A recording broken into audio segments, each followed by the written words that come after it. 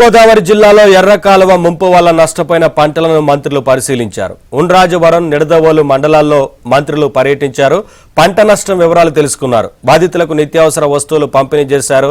ఎర్ర కాలువ ముంపు వల్ల 20 నియోజకవర్గాల్లో పంట నష్టం జరిగిందన్నారు మంత్రి అచ్చెన్నాయుడు. 5 ఏళ్లుగా కాలువ పూడిక తీయకపోవడంతో వరద నీరు పంటలను ముంచెత్తినట్లు ఆరోపించారు. కాలువకు తక్షణమే మరమ్మతులు చేయాలని అధికారులను ఆదేశించారు.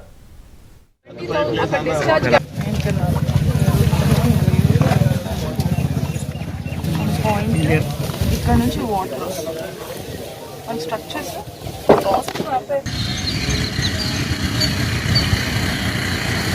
మినిస్టర్ గారు, మా ప్రెసిడెంట్ గారండి.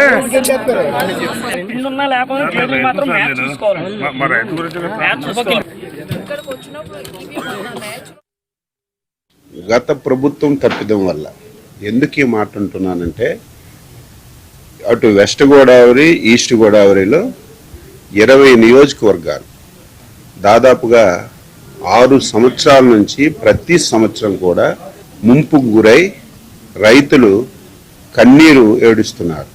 వ్యవసాయం పెడుతున్నారు, పెట్టుబడి అంతా పెడుతున్నారు, వర్షాలు అకాలంగా వస్తున్నాయి, ముంపుకు గురవుతున్నారు. దీనికి ప్రధానమైనటువంటి కారణం ఎర్ర కాలువ. గత 5-6 సంవత్సరాల నుంచి ఈ కాలువ మీద తట్టిడి మట్టి తీసినటువంటి సందర్భాలు లేవు.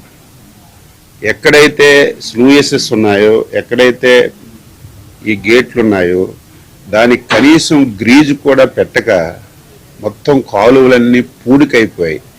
చిన్న వర్షం వచ్చినా సరే అది కిందకెళ్ళకుండా మొత్తం పొలాల్లోకి వచ్చి